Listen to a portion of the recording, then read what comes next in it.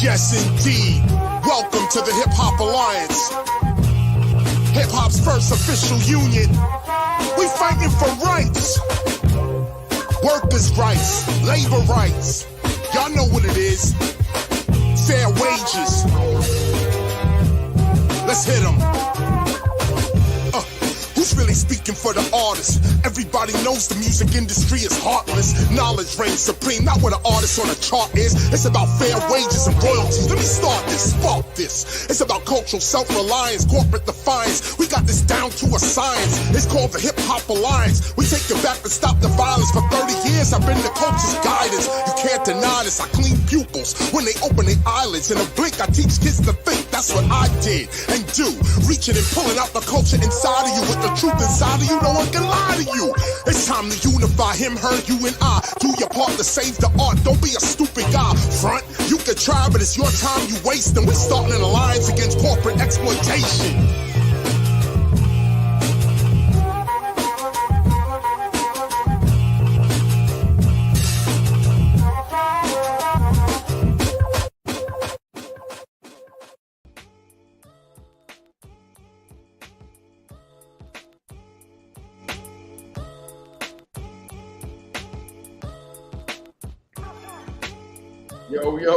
Yo. Queen City in the building. DJ Tiger in the building on a Friday. Special edition. Fullblast Fanatics Sports Show. Derek Weber Marketing. Live from Houston. Queen City G is in Texas right now. They're getting ready for the Battle of the Bands. 2022 going down tomorrow at NRG Stadium. 4 o'clock start time. 6 p.m. Oh, 6 p.m. Okay. Well, 6 p.m. the show. Doors open at 4:30 Central Standard Time. Central Standard, yeah. So it'll be 5:30 my time. No doubt. Word. So, man, Queen City, man, always, you know what I'm saying? Good to see you, man. We always chop it up and break bread and everything. Like I said before, man, wish I could be there. Every other day I got flight info. Ticket 400, 500, yeah. 600. I said, oh shit, I can't go. Yeah. That shit getting mad expensive. But how's it feel though to be out there, man, getting another year? It's lovely, man. Lovely again, man. First of all, salute to you, my brother. It's good to be able to chop it up with you again. No doubt, and you know, always good to see everybody in the chat. If I don't recognize you in the chat, I'm working on cell phone capability today. No doubt. But salute to everybody, man. That's catching it. It's gonna catch it on the rewatch. No doubt. It's lovely, man. It's just a blessing, man, to be back again, man. Just so proud of the homie Derek Weber, man. My homie D-Web. Just watching his company, man, explode and grow, man, to the point where we in a 5-star hotel. Limousine shuttle service picking us up. Like, to see him branch out on his own and start that, it's just mad powerful. Feeling, man. It really is, man. Especially like someone you grew up with. You know what I mean? Like, just to have that camaraderie, like, you know, real men doing real positive things. You know what I mean? No doubt. It's dope. No doubt. But it was really cool at the meeting last night, the event meeting last night. We got a lot of new volunteers, you know, as we start to, you know, mature in this operation. You know, you want to be able to delegate and give, you know, other people opportunities. So we got a lot of new band coordinators. Right. We got a lot of volunteers from different HBCUs. Nice. We got interns, you know, just like we met KO's son and there's Kendall and Nick Worthy that are actual interns for the company. Oh. I mean, you know, so now you're talking about being able to provide employment for African-American students or HBCU students that are interested in sports marketing. So that's just a whole nother level, you know, of what we're trying to do. But it's dope, man. The show, man, is gonna be, you'll be here in spirit. I know that. I'm gonna tape as much as I can to try to share with everybody. No doubt. But some big time tweaks to the show, as I was telling you. I mean, those of you that experienced, I know SOD and Qua came down, and how everybody sat on one side of the bowl and all of the bands played to that side. Right. And then the band sat on the other side of the bowl for their battle. Mm-hmm. So I don't want to give it away for anybody that might come. Yeah. Word. It's definitely gonna be some tweaks, and it's gonna be mad beneficial for your entertainment. Dope. So yeah, man, if you happen to, like anyone get clips or you get clips, man, I know, when you get back, get settled, share them, we'll definitely throw them up on the channel just like we did last year. People they were real, happy to see that. Like, yo, the HBCU experience. And because, us older that went to HBCUs, just to see that again, you know what I mean? No doubt. So today, there's a lot of events. That's why none of the team members, I wish some of the team members could come on today, but we kind of scattered. We got an emerging experience going on today at Texas Southern University. Wow. We got a college fair where over 25 HBCUs are there, waiving college entrance fees for students to apply and learn about the different majors offered. Our esports gaming wing is here. We're trying to continue to grow that. I was going to ask you about that. Where they there? Yeah, man. So it's just dope, man. There's so much going on. Looks like God's blessed us through the rain might hold off today. Good. And allow us to be able to have that event today. Nice. But it's just powerful. Like whatever clips I'll get will be good. But just to let everybody know, I want to give a shout out to Reggie Scott, this executive for production for Weber Marketing, who did the documentary on the Ballad of Bands that some of you may have seen. It's a CBS production. And it airs in different cities on different CBS networks. But he's doing another one now. He's actually he's producing the show and shooting a documentary at the same time. Ooh. So you're going to have some behind the scenes stuff with the band coordinators and the bands. A little insight on how we move 2,100 students among 7 different hotels. Yeah. Get them breakfast. Get them hydrated, give them practice sessions, get them to the arena, get them to perform, and get them fed and back home.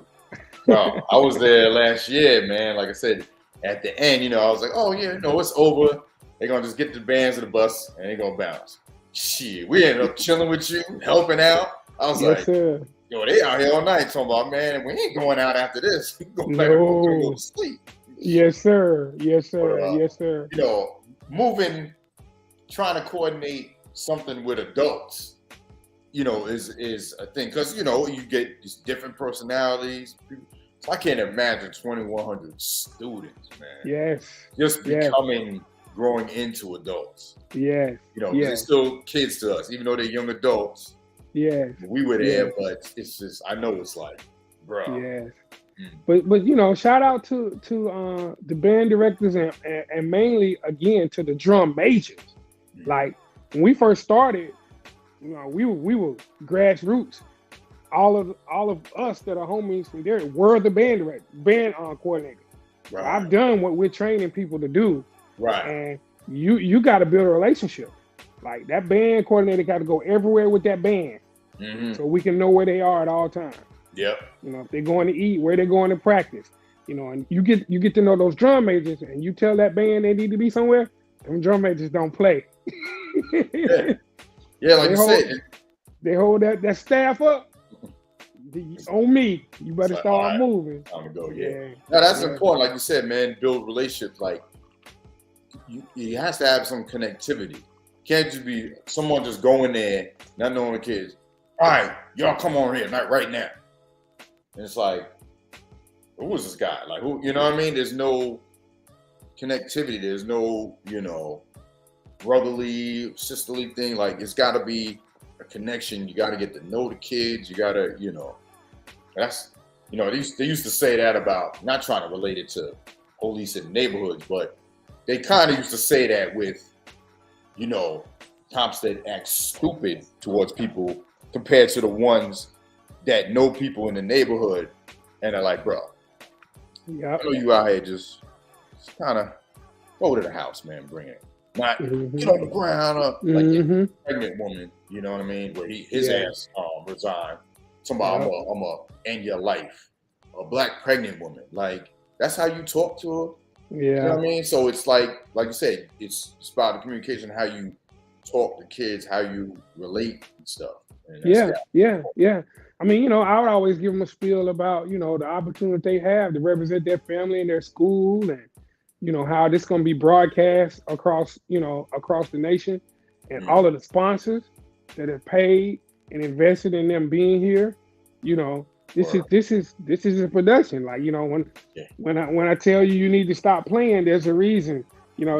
This check presentation is the reason y'all staying in the Hyatt. Word up.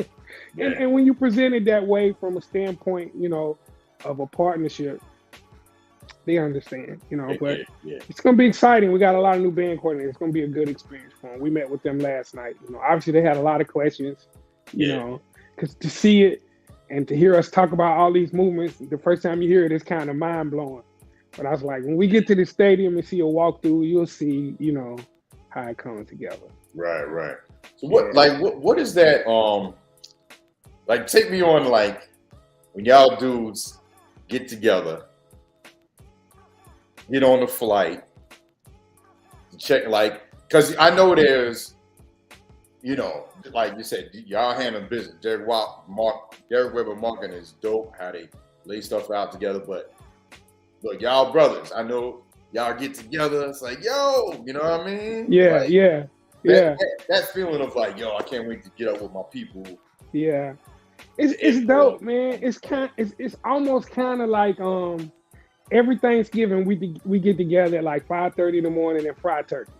We just get, sit back, politic, have some libations, catch up on what's going on with everybody's families, and then we fry one to eat on right there, and then this got creative. People start bringing turkey legs and duck and all kind of quail, and we frying Cornish hens.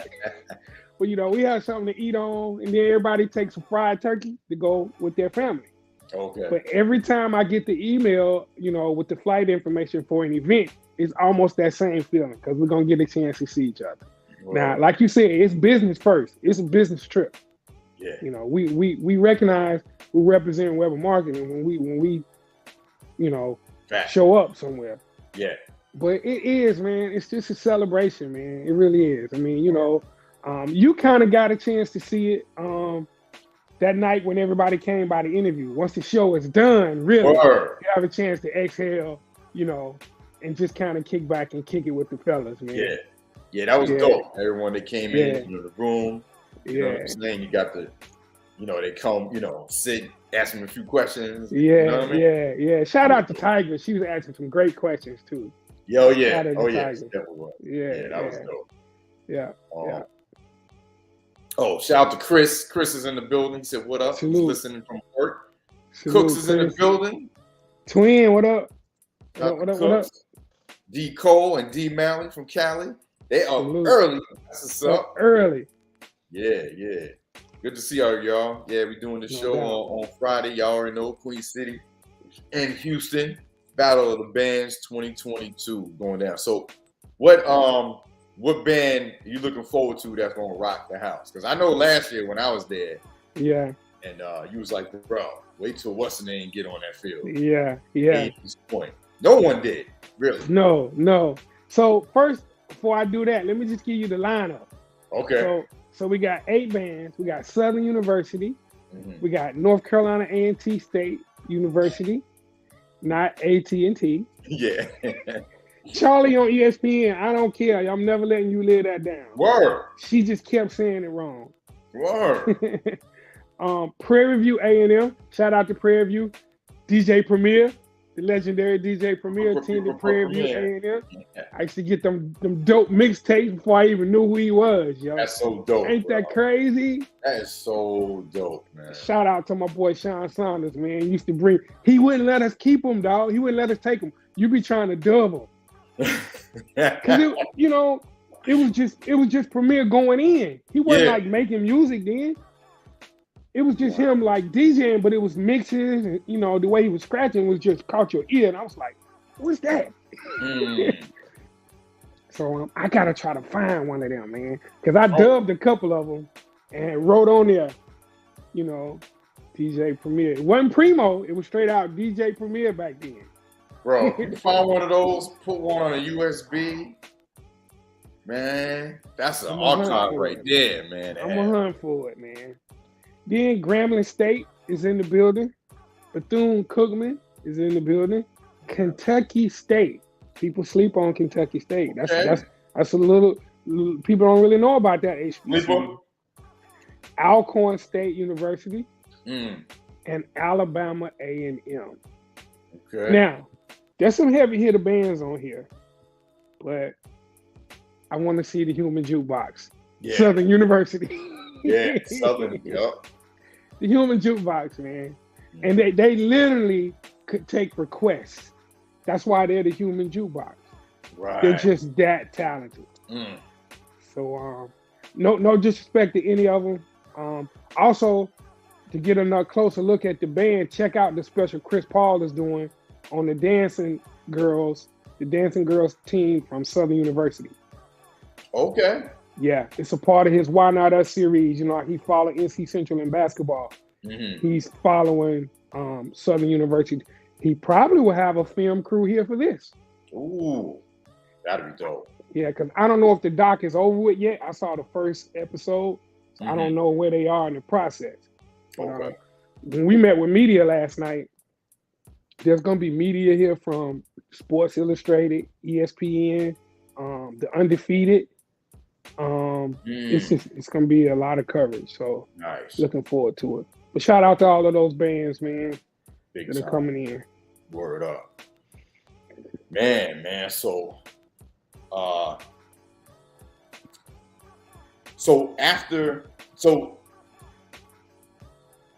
two performers, that's out now, right? That they're performing.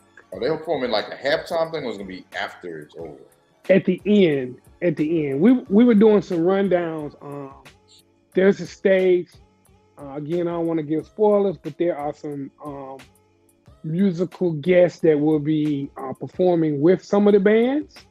It will be a surprise to the people in the crowd. But yeah, the concert, Takeoff and Quavo will be at the end of the band competition. Yes. Yes. I'll be skirt out of the stadium, like I'll be at the top.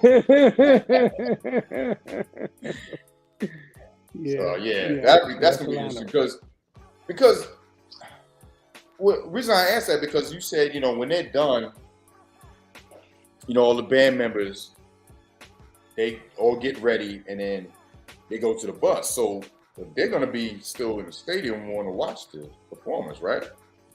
The crowd is, yes. It's logistics, the way we have to do it. Again, I don't want to do a spoiler. Everybody that's watching this that might come tonight or tomorrow night, but we have to dismiss the bands differently in order for the concert to begin right after the band competition is over, and the people will still be in the stands. The spectators are going to stay. So we've come up with a way to be able to achieve that. Oh. But it's gonna be dope the way that they exit though. It's gonna be a lot different from last year. Oh, okay, that's what's up.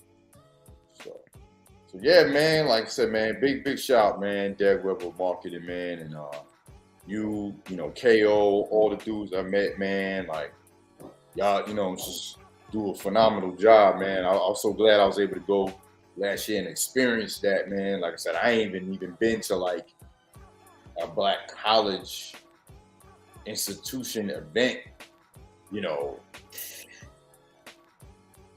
probably maybe since I left Winston. I tell you the truth. You know, maybe you know, could be something I'm not remembering. You know, maybe being in New York, but especially down south. You know what I mean? It's just a whole different culture with HBCUs, bands, football, everything. You know what I mean? It's just a dope experience. So I'm so glad I was able to come and witness that.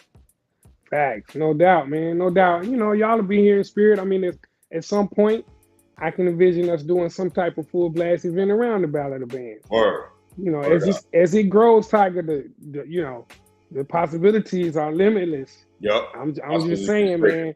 This thing is huge, man. Yeah. Word. I'm glad 40,000 tickets already sold.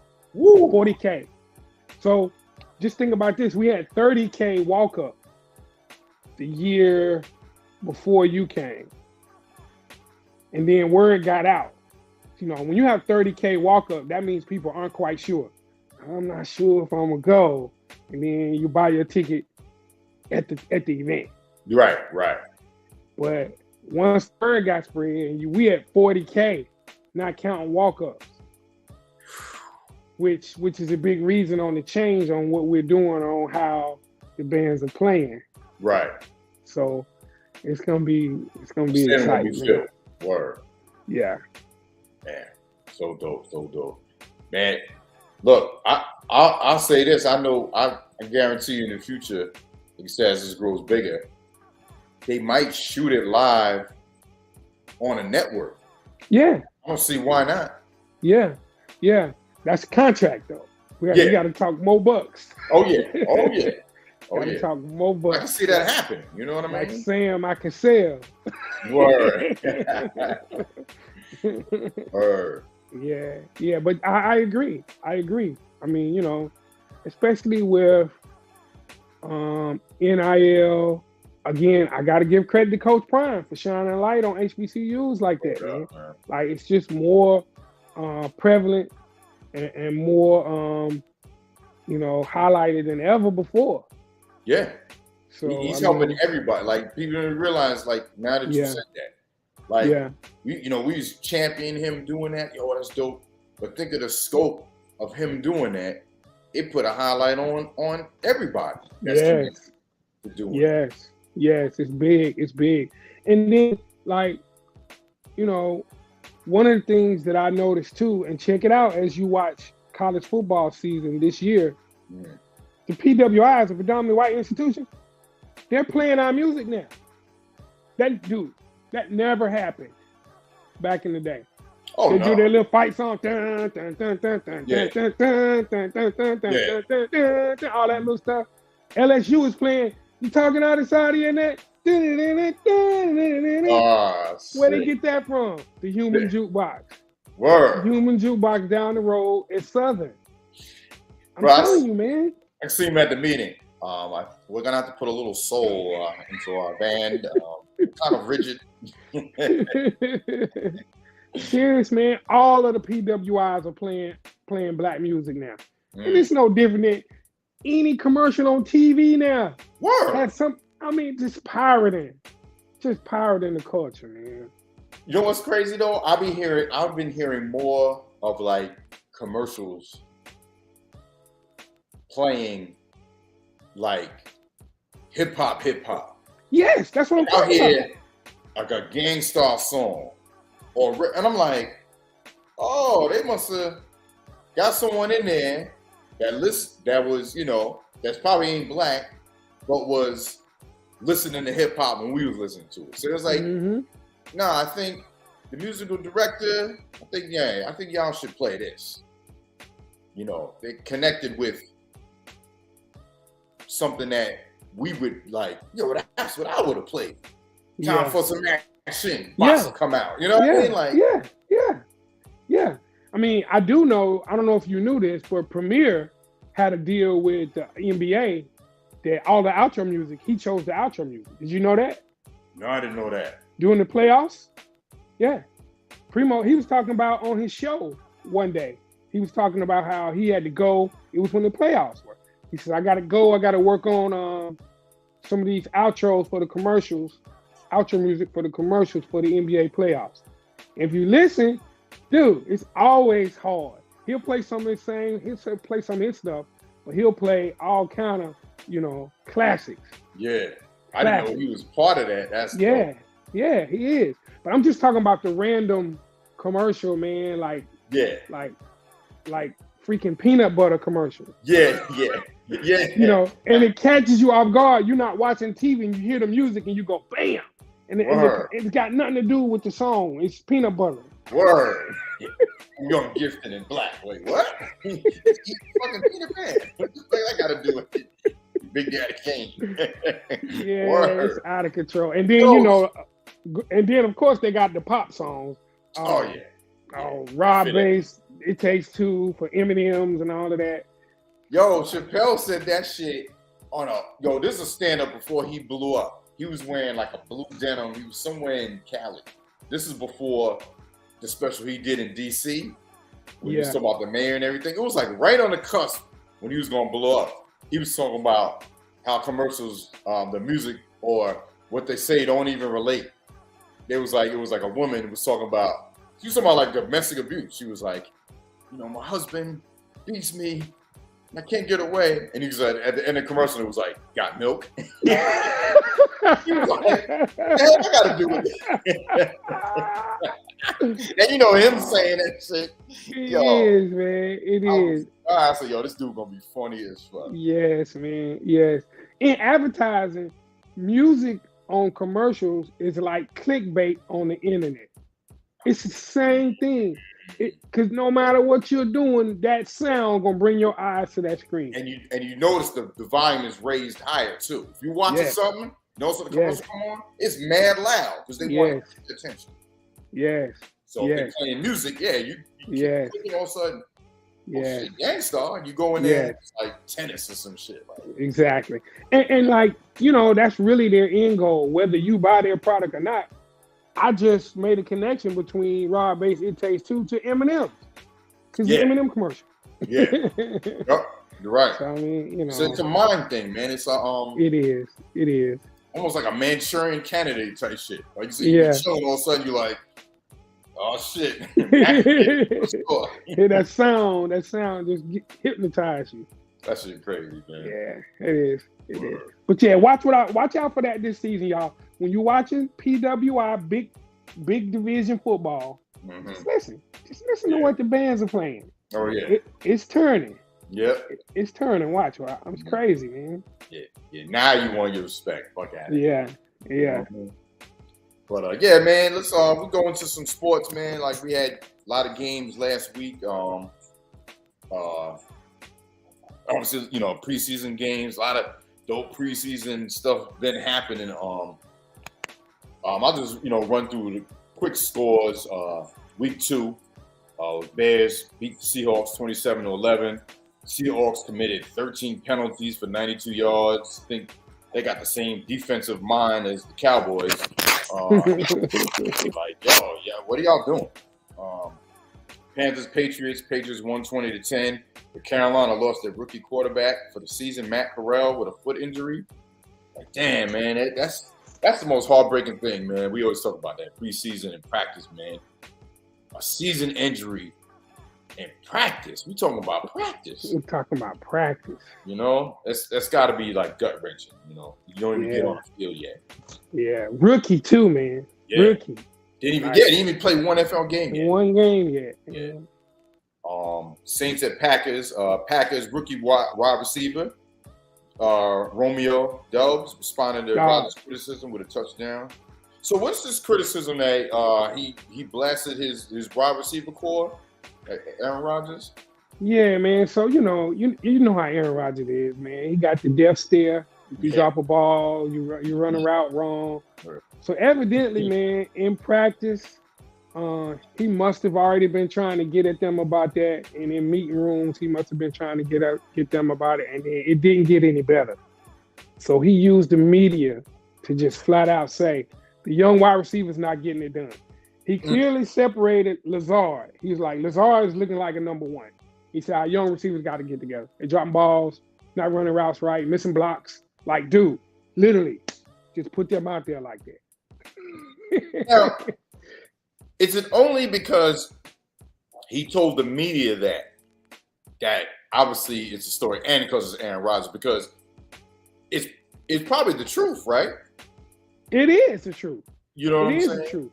And if he said that to them, to their face, in the locker room and in meeting rooms, and tries to break film down and show them what they're doing wrong, and they're still doing it, I'm cool with that. Right. I'm cool with that because, I mean, it is what it is. You know, Randall Cobb said, he was like, yeah, I mean, they asked him, how did you feel about him speaking to young receivers like that? He said, he talked to me like that. So you either get together or you won't be here. There you go. Yeah. It is what it is, man. But Dobbs, it's because it's Aaron Rodgers that really made headlines bigger than if it was another quarterback. Yeah. Now, I was watching one of the games with Wifey. Dobbs is 87. He's going to be a good story this year because he's one that'll drop the easy ones and catch a tough one because he caught a beautiful deep ball in traffic for a touchdown. My wife was like, "Oh, I like him." She was like, "Dobbs, 87. 3rd down and 3. She was like, "Get him off the field." I was like, yo, you might be going in.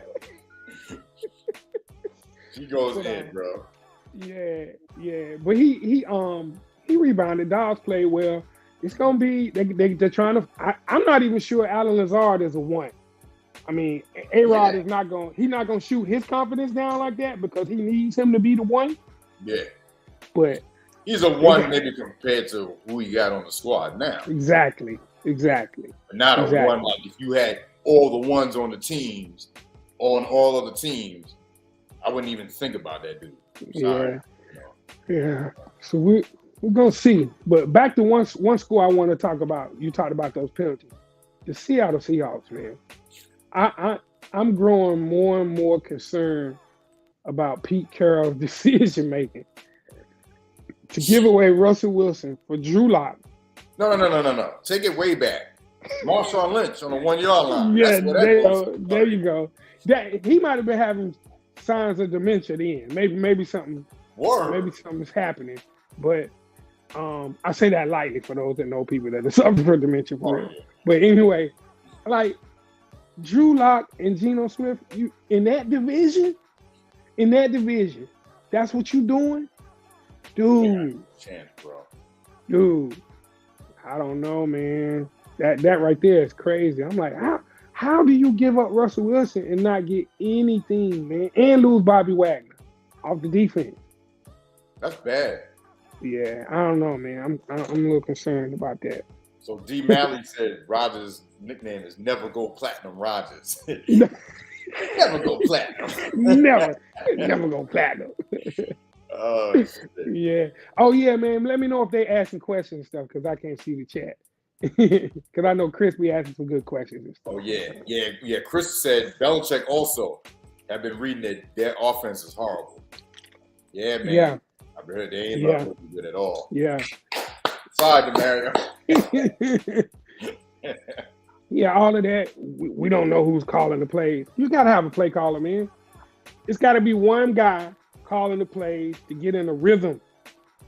Do you consult on 3rd and long, 4th and short with somebody? Yes. To call I've called plays. To call the game, you got to get into a rhythm, man. You got to learn your team, man.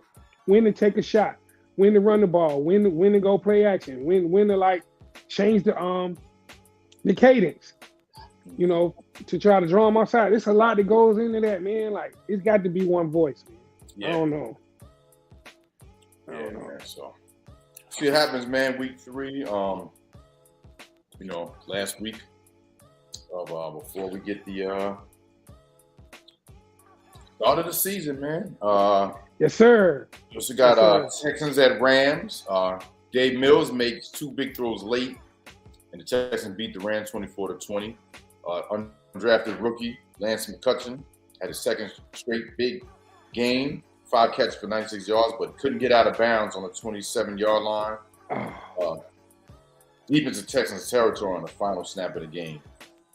Also, I saw the Rams. I'm just interjecting this and the stuff I've been seeing of recent. The Rams and Bengals joint practice, brawl, throwing helmets. Swinging with helmets. Like, bro, that shit was crazy. Now they said that those games are not governed by the NFL, the joint practices. So there's no fines, no suspensions, but it's up to the teams if they want to. As soon as I said that, I said, ain't no way Aaron Donald's gonna get suspended or not play the first game of the season. No. A lot of people were saying that, this is football. Emotions are high because they had some former players using words like they were acting like criminals. Like, You know what I'm saying? You know what they do with us when we do something in sports on the field. Like, you must have forgot, you a player too. You know how emotional tension run high.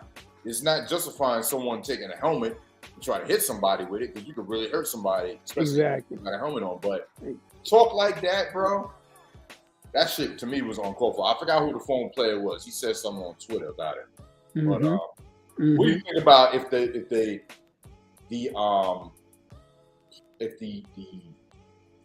the team sets a precedence, like, look, if you fight, then I'm throwing you out of practice. You know, depending on if it's a push and shove, they break it up, boom, that's it. But if it's a brawl like that, where you taking a helmet and throwing, at minimum, they should be like, all right, you done for the day. What do you think? I agree. I do agree with it being an in-house situation. And my main concern would be, don't get hurt doing something stupid like that. The problem is, you spend 3 weeks hitting each other. And then when you do these joint practices, both teams are linking at the chops to hit somebody else, man. And then you got the veteran element of, I just want to get a little work. And then you got the 54th guy that's trying to make the roster to make league minimum north of $700K, Tiger. Word. To just run down on special teams. Yeah. So, dude, I will kill you if it's going to make me look good to make the 53-man roster. Yeah. And if not this roster, this tape they're going to see, somebody else going to pick me up. Yeah. And you put that element in there, oh, it's going to be chippy. And they said with the joint practices, it's not just one day. They're practicing 3 or 4 times. And then they play each other in the preseason game. So it's built up.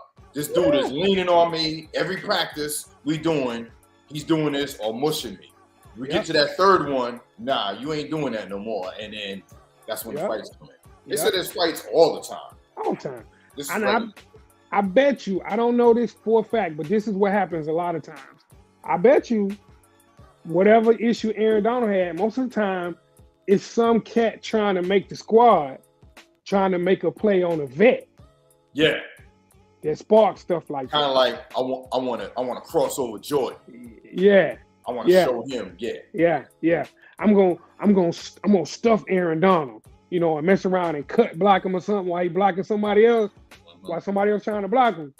You know, I'm just saying that's an example of the type of stuff that'll start a brawl like that, man. Yeah. Well, if you see a vet that hot like that, to me, something happened in there where I'm $100 million man, you jeopardize. You messing with a Hall of Famer, you about to get it. Someone was a habitual line stepper on that one. Yes. That's what I said. Like, I say, is this anger issues like that where he's trying to hit someone with a helmet, or was it something so disrespectful that he lost it? Because that dude, he don't need to hit nobody with no helmet, bro. No. If he act like he coming towards me, I'm the other way. Yeah. Something racial, somebody spit on you, or a cheap shot. Yeah. Those 3 things like that for a vet in a joint practice, they ain't got nothing to prove. You get that. I'm a Hall of Famer. So, you know, to me, from what I've seen, is one of them 3 that took place. Now, they may keep it in house and you may never hear anything about it. Chris may know on the West Coast, they may be talking about it. You may get down to the root of it. Yeah, but I do like, you've been watching any Hard Knocks with the Detroit Lions? Rah! You know, I was gonna, but I had to pull a splinter out of my foot that I put in my foot, because I'd rather do that than watch the Lions. Did y'all see Tiger's face when I said that, man? He was in pain. But I'm gonna tell you, Tiger. I'm gonna tell you. You need to watch it, because if y'all beat them, it is so much material in there that you're gonna be able to use, man. Okay. Dude, Dude, you're getting the inside look at a dysfunctional organization. Yeah. You got to understand that. I got HBO Max. I should just put it on. Just go back and catch it on the rewatch, man. Because I'm telling you, if you win that game, there's gonna be some legendary stuff you can pull out of there. That show Monday, bro. Oh man. That might be a 5-hour show, bro. But the first 3 hours gonna be dedicated to them. For example, I'm gonna give you one clip without giving too many spoilers. I gotta share this. Great, I know that. So I don't know if it was the last preseason game they had. David Blau, I think he's the third string quarterback, was in there trying to lead the game-winning drive, right? Mm-hmm. So they had all been talking about how this year not gonna be like next year. When the game is on the line, we're gonna make plays and all of this. This joker fumbles the snap. Fumbles the snap, and the other team falls on it. Ball game. So they walk off the field. They come back to practice, Tiger, and Dan Campbell starts up his little speech, and he got these pants. I know if anybody's seen it in the chat, they already laughing. He got these pants wrapped up, right? And I'm like, why is he walking around with pants? He was like, so I know how we lost the game. I'm just gonna make it short. But this is the type of thing that's been bothering us. We dominate time of possession. We make good plays. We right there in the game, and then all of a sudden, we crap the bed. We do something stupid and lose the game. We drop an interception. They had a cornerback drop pick six, like right in his hand. We fumble the ball. We fumble the snap. We do this and the other. He was like, so we just got to get all of the dust out. And he shakes the pants off, and all of this dust comes. Dude, I promise you, Tiger, if y'all win and you get a clip of him shaking the pants. Shit, I might do it. We got to get all of this shit out. We got to get it out. Man. Oh, dude, God. It's hilarious. It's hilarious. Man. You got to watch it, man. Yeah. You got to watch it. Yeah, I think I'm doing myself a disservice by not watching the train. You got to watch it. Oh, shit. Okay. I'm going to get up on it. Yo, so Chris said it is big news out here about the fight. So something's going to come out. Yeah. So we had also Broncos at Bills. Fucking Josh Allen threw one of the illest touchdowns in preseason. Beat the Broncos 42-15. Bro, did you see that, man? This dude got out of it. 2 defenders almost wrapped him, and he just threw a dart.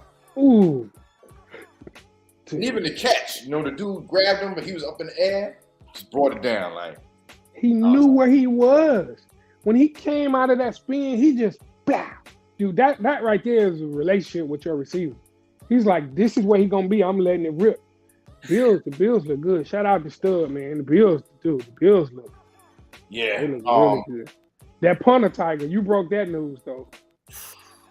His name, Arazier, accused of gang raping or being involved in it with a 17-year-old at a party. Supposedly, allegedly, he was outside with the woman, did something with her, brought her back into the party. She was unconscious while it was a bunch of dudes doing what they were doing. Like, just reading that shit, I was like, oh my God. Lawyer said, family denied he did anything. Now, I'm gonna guess this. I'm gonna guess that he didn't do it because he was amongst people that maybe did it. For you being the known public figure out of whoever those other people were, your name is going to get thrown in there first. Mm-hmm. Reminded me of what happened with Keith Murray when he had to go to prison. Mm-hmm. LOD, they had a brawl. There was a show, I think, in Connecticut. They hit some dude with a chair, like, bust his face open. Like, it was crazy. Mm-hmm. Went to jail. Keith Murray. It was word that Keith Murray wasn't the one that did it, but no one knows them, but they know you. So yeah, in front of that, you or their first name in that Lawsuit. Yeah. Just like Allen Iverson in that bowling alley fight. Yeah. When he was going to college, yep. Yeah. Yeah, and and they also said, I heard about that. Chris said they also accused him Foreman stuff 50-something years ago, some stuff I heard. Yeah. I was like, what? So. Yeah. Now, Tiger, this is what's interesting about the Razor situation. If I'm not mistaken, what I heard was the NFL can't enforce the player conduct policy on him because that happened before he got drafted. So to me, that sends very mixed messages. We only protect the shield when you are a part of us. You can be a scumbag and then join us. Yeah. But once you become a part of us, we're going to enforce our player conduct policy. Dude, that's crazy. That's insane. Yeah, and you know why? Also, why is it insane? What Deshaun Watson was accused of doing, asking for happy endings to multiple women. What he's accused of doing, gang raping a 17-year-old. You tell me which one is worse, regardless of he's using the fucking NFL or not. Exactly. Come on, man. Yeah. See, this what I'm saying, man, about the CBA agreement, man. Like if you want to have a real player conduct policy, I don't care. You are part of our organization. This is something that you did. Like, I don't agree with that, man. I mean, I get it. Everybody has a past. Everybody makes mistakes. How that wasn't found out in the draft process, I mean, in this whole situation to get there, I don't know. You know, maybe it came out late. But per se, we're not talking about. I mean, we're talking about like what certain players did. But our point we're bringing up is the NFL's hypocrisy. Oh, yeah. On what players have done criminally. There's no straight line. They're all over the goddamn place with shit. And it's only when they get thrown on the bus and criticized, then they'll do something. Same with Ray Rice. Oh, we gave him 2 games. The film came out. Saw the video. So what he did. Oh, now he's going. Oh yeah, y'all look bad for only giving 2 games. You should have gave him a whole year up front. You had already seen the tape. Got out. Try to say you didn't see the tape. Yeah, you know what I'm saying? Yeah, man. It's crazy, man. That whole protect the shield thing. That's crazy. I heard that, man. We were working and I saw that go across the bottom of the screen. I was like, wait a minute. It don't count because he did it. If he did it. Like, what? You can't slap him on the wrist at least? Yeah. I don't know, man. That's crazy. But they said, the bill said, we have announced him as our starting punter. I don't care what he kicked that 82-yard punt. Word. Bro. 82-yard punt, dog. Did he do that against the Lions? It may have been Tiger. I don't know. You see, like everybody does incredible stuff against them. Yeah. High school teams. Middle school teams. I'm just go ahead. What did he say? Oh, Chris said you remember Mark Chimera got accused of something improbably with a minor but didn't get suspended. Chewy for Green Bay, tight end. Yes, sir. That was Brett Favre's buddy. They was best friends. Chewy. I remember that. Yeah. But at some point, we got to ask Don, bro, that's still on my mind. What some dusty pants got to do with the Detroit Lions becoming a winning team? I'm telling you, man. Did anybody else in the chat see that? Did Chris, did you see that? No. I was crying laughing, man. Because, you know, I'm big on motivational speakers. Like, I wanted to see where he was going with it. And I was like, what is that? You didn't go nowhere but on the ground with the dust. I was like, is that the dust you kicked off from the last win you got? That's how dusty it was? That's how old it was? Oh, man. Oh, my God, man. That's hilarious. So speaking of them, Lions went past the Colts on a late touchdown run. 2-point stop led the Lions past the Colts 27-26. I saw that. Commanders at Chiefs. Mahomes throws 2 touchdowns. Chiefs beat the Commanders 24-14. Bucks at Titans. Malik Willis throws his first NFL TD. And the Titans beat the Bucks 13-3. And the Bucks are awaiting Brady to return to camp this week. Did you see AB tweet out? Brady. So now all of a sudden, Brady did all the stuff for you. Now all of a sudden you trying to throw him on the bus like, oh yeah, he could leave practice. But me throwing up my hands when I left the Jets game. Or me, like he's bringing up all his stuff. He said, but he's brought up Brady. And then come find out, Brady has always been leaving to do personal stuff. Because apparently with his wife, there was not a falling out, but there was like, marriage stuff. Like, hey, you needed to, I know you Brady, goal-winning quarterback, but you're still a father. But he was like, so in the off season, or during the summer, I had to pull my part, with the kids and everything. And it was kind of weird thinking it like that. Because first I was like, yo, it's Tom Brady. Like, he shouldn't have to. Then I was like, no, you can't. Because, he's a quarterback. But the kids are like, yo, that's dad. That's dad. He's not here regardless. Mm-hmm. If he's on TV, most popular dudes in the world, that's still dad. Fact. And he's got to pull his dad duties. You know what I mean? Fact. And Giselle, she's no just home mom or whatever. She a $400 million person or something. Yes. A model, whether you want to call her a model. Supermodel. Supermodel. Yeah, well, whatever they call it. Yeah. But I thought about that when that first happened. When he agreed to come back, she probably already had that conversation. Oh, you're doing 2 weeks. You're doing 2 weeks.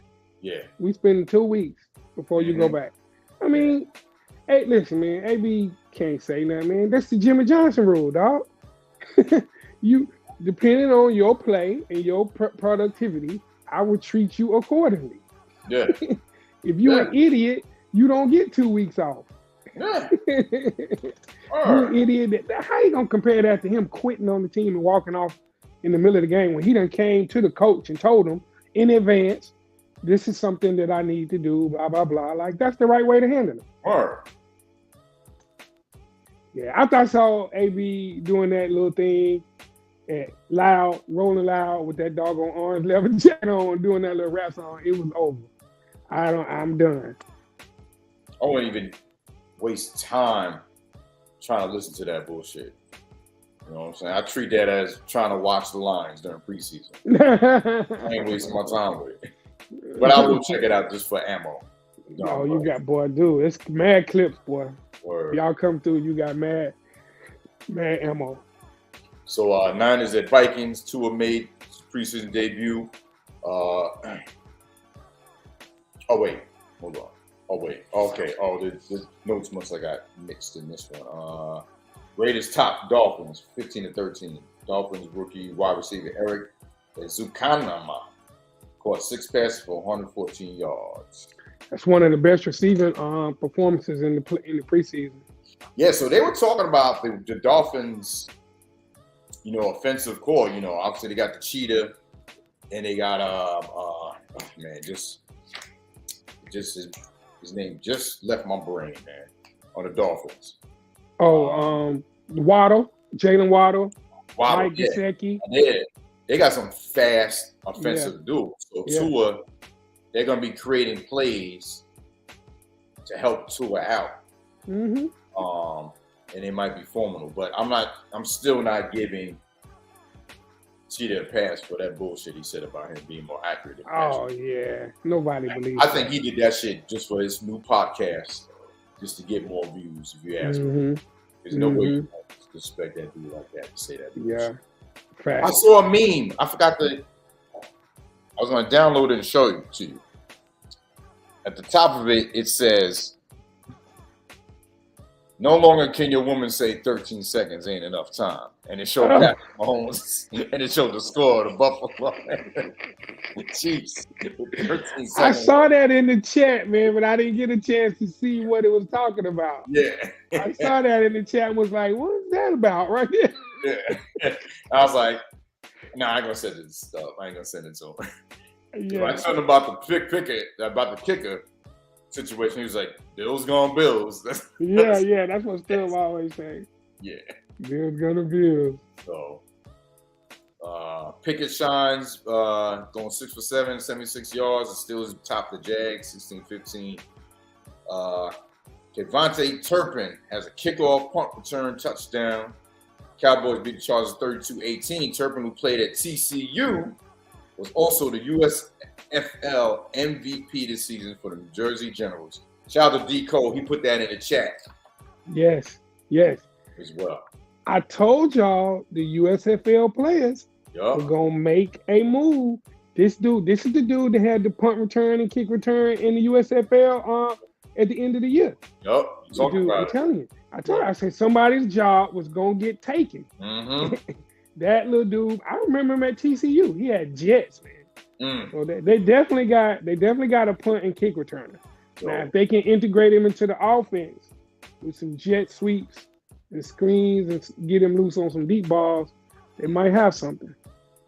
Yeah. Eagles at Browns, backup quarterbacks, Dobb, Minshew, Sean, and Eagles edge Browns 21-20. Now, Deshaun Watson, he didn't play in that game, or he played only the first 2 series, I think, right? No, he's done. He's not playing anymore. They got to get Brissett and them ready to play. Right. Yeah, it would make no sense to play him in the preseason. And speaking of that, Watson, he was suspended 11 games, $5 million after the settlement between the NFL and the PA. Watson will also undergo mandatory evaluation by behavioral experts and follow their suggested treatment program. Watson's total loss pay this season will be $632,500. Now, he will undergo mandatory evaluation by behavioral experts and follow their suggested treatment. So, what is the behavior besides maybe being a little creepy? I guess that's what they're going to talk about, man. I guess they're going to talk about his choice, his decision making.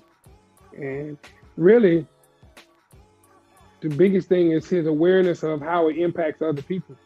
By him not apologizing until the very end was a very bad look. You know? Yeah, especially when all the evidence that finally came out, which all this time, it was, thought to us that there was no, because the judge was like, threw the case out. So we were like, yo, there's no evidence to support it. All these women, there was no 2 judges threw it out from 2 different counties. So we were like, okay. But all that new shit came out. It was like, damn, bro, it really was kind of creepy. Creepy. Creepy. Yeah, man. What do you think the Browns are going to do, honestly, during the first 11 games? I think they're going to struggle, man. I mean, that's a big drop-off, man. Jacoby Brissett is a good backup, but, he's not Deshaun Watson, man. It's really going to come down to their run game. Yeah. They still got Hunt and Chubb, man. Yeah. I mean, Brissett can be effective on that play action if they rushing the ball, man, bringing people in that box. Right. But I don't know, man. AFC North is tough. They're gonna be Hunt and Chubb are gonna be the first one in practice and the last to leave. They're probably like, man, we're gonna be stretching a lot more because we're gonna be running a lot. Be running. But, yeah. Crazy to see how that turns out. Bengals at Giants. Webb rallies the Giants over the Bengals 25-22.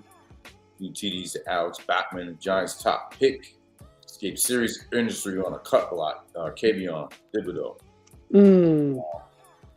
It wasn't dirty though, Tiger. When you watch it, it was saying though. They were asking, was it dirty? Yeah. No. So Kayvon Thibodeau is tall, man, and when you are rushing in and you tall, people gonna cut block you.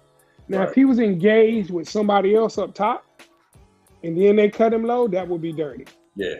Actually, the person that blocked him is Thad Moss, Randy Moss's son. You know, he plays tight end. He played tight end at LSU. Right. So he was coming in motion, and he had to block on the end. And Kayvon Thibodeau is a freaking monster. Yeah. So he went low.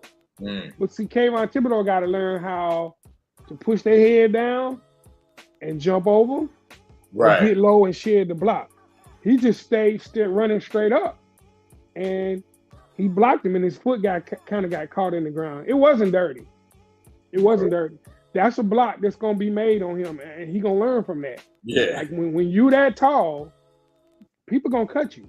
Yeah, because you can't hit them high. They're gonna just push your ass. Because you got leverage. You got leverage. Yeah. That's your weak point. Yep. So I mean, you gotta learn, man. Like you see a lot of times, good DNs take the top of your helmet, mash it down, and jump over you. Yeah. Because that's your one shot. If you miss on the cut block, you done. You done. You on the ground. So there's no stopping me if I get by you. Yep. Yeah. Exactly. Yeah, man. Yeah. Man, one of the dopest touchdowns, and then fight right after with Steve Smith against the Saints. Ooh, I love that, bro. He got into the end zone, spun the ball, and grabbed that motherfucking helmet. I was like, yo, this nigga is a pit bull, bro. Yo, Steve put it on in Charlotte, man. He put it on. A lot of people don't know about the locker room fight he had. Did you ever hear about that? It was big in Charlotte, man. In practice, it was a wide receiver trying to make the squad, man. I don't know what that he punched this dude and like broke his orbital bone. Like ended up having to do a settlement because he couldn't make the team. Like ended this dude, man. Like dude, Steve Smith crazy, man. I still see him in Charlotte. He the type you see him in public. It's a head nod, keep it moving. Word. Man. It's a head nod, keep it moving, man. One of my favorite ones when he got into it with Kid Talib. Oh yeah. I didn't like him. I thought he was a dirty dude. That's what he did to remember him and Crab Cheese going. He snatched his chain.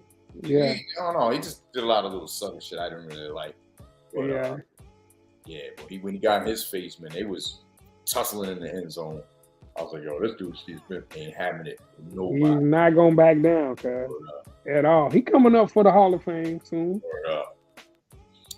Ravens and Cards. Rookie Isaiah Likely caught 8 passes for 100. Tyler Huntley completed 13 for 14 for 129 and a touchdown. The Ravens ran their preseason winning streak to 22 games by beating the Arizona Cardinals. Crazy. 17. That is crazy. They got the longest win streak in preseason. Not that it means much, but it's got to say a little something about your organization. Yeah. The way that you run your camp, that even when you playing backups and people that are not going to make the team, obviously you're playing well enough to win. Yeah. That's a crazy stat, man. Word. Falcons at Jets. The Jets scored 24 unanswered to win 24-16. The Jets quarterback, Strivler, finished 8 for 11 for 119 and a TD to lead the comeback.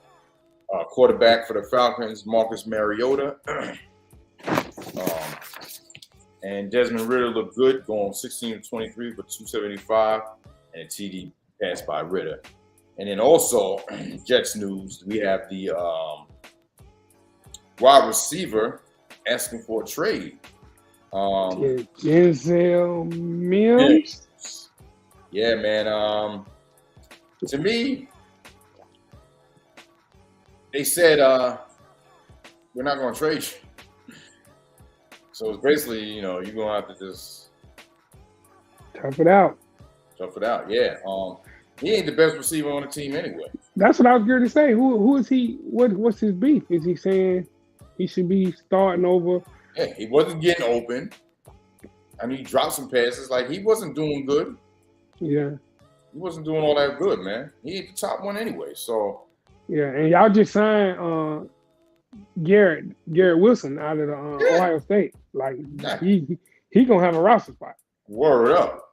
But I do know this though. Like, we're not actually in practice every day to see. Not that that's the case with Mims, but like a lot of times those undrafted free agents do have a beef, man, because they may be outperforming some cat that they just paid a lot of money to. Right. And to save face, the team will not cut them. They're going to put them out there because they want to see, a return on their investment. Right. That happens.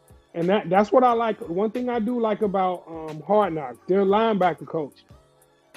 Dude, the Lions got this rookie linebacker named Rodrigo. They call him Rodrigo. His name is Rodriguez, though. Number 44. Middle linebacker. He undersized Tiger. This dude is a monster. Like, all of the drills that they show when they go into practice, how you get up onto the line, offensive lineman try to get up on you and shed them and go find the ball. He's a wrecking ball, dog. Just like in on every tackle. And they showed the linebacker room. And the linebacker coach said, he was like, Rodrigo is making it hard for me because I'm going to start his ass over y'all. I don't care how much y'all make. He's like, the best people going to play. And if y'all don't step up, I ain't got no choice but to play him. I was like, I love hearing stuff like that. Like transparent. The other linebacker dude just looking around. Like, he was like, y'all need to give me a problem then. Give me a reason not to start this dude because he's doing everything right. I was like, this dude right here. He was just sitting there looking like, these dudes gonna jump me or what? Word. That's the way it should be. That is a problem though. You have some organizations though that are gonna go with that guy that they just drafted, even if he ain't the best person in practice. Oh, I'll tell you this, man. I got confidence, man. We gonna, I can say we're gonna make the playoffs or whatever, but I can say we're gonna definitely have a better season than last season. Y'all got a lot of good young talent, man. A lot of good young talent. I like how they're not calling Sauce Gardner Sauce, so he got to earn it. Word. They call him by his first name till you make plays. You ain't got no sauce in the NFL yet. Word. And you fuck around and play bad and be like, no Sauce Gardner. Word. We got our Giants and Jets going down at 1 o'clock. Last preseason game, we always play each other. It's Giants at Jets. So the stadium will be green, not blue. Yeah. That's dope. Speaking of that, okay. Y'all have to go to my channel because when I uploaded it, I was only able to put on limited ads. It was so much cursing. So it was, the Subway Series is going down, Mets and Yankees. And the first win of the season, after the game, someone filmed some road in the Bronx where everyone hangs out, there's bars. Bro, Yankee fans out there and Mets fans, they was like, fuck the Mets, motherfucker, this is the Yankees, this and that. And it was like, I ain't even gonna go to dirty ass Queens. They got the most rats over there. It was like straight hood ass Queens. And then one dude was like, man, this garbage ass town, the Bronx. Yo, they were going crazy. Going in. I uploaded. It's like maybe 50 seconds. I was like, yo, this is New York for you, bro. Subway Series. Yeah. Subway Series is always dope. Man, shit talking. So I had to. I was going to ask you, Tyg. I had a question when I was watching the Jets preseason game. How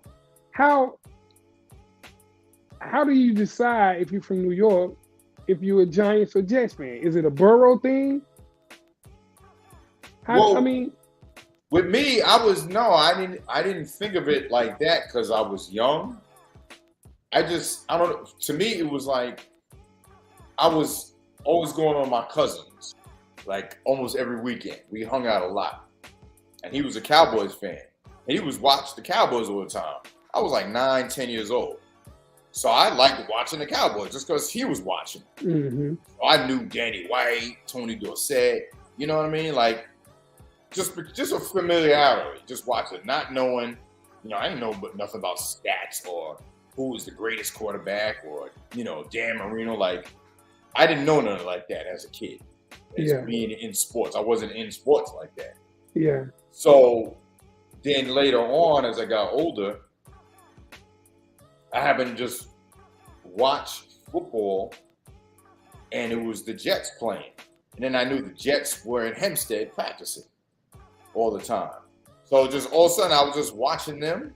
Yeah. I was like, oh, all right, I'll root for them. Like, it wasn't Roll like, with them. but it wasn't like, man, I got the Giants and Jets. Who do I root for?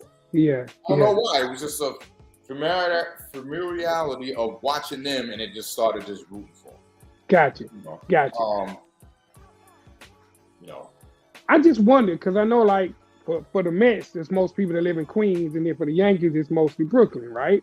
Isn't that kind of how it goes? No. I think Brooklyn, it's the Mets, because the Dodgers were in Brooklyn, and they didn't like the Yankees, and when they left, they were like, we ain't gonna be Yankees fans, so they became Mets fans.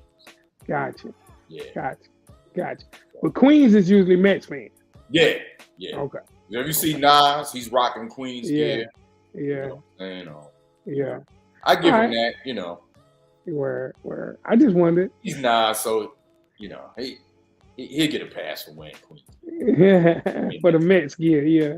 But to me, it's not I say, oh, F the Mets, but I only do that shit like out of like a fun thing. I'm not like I hate like the Red Sox.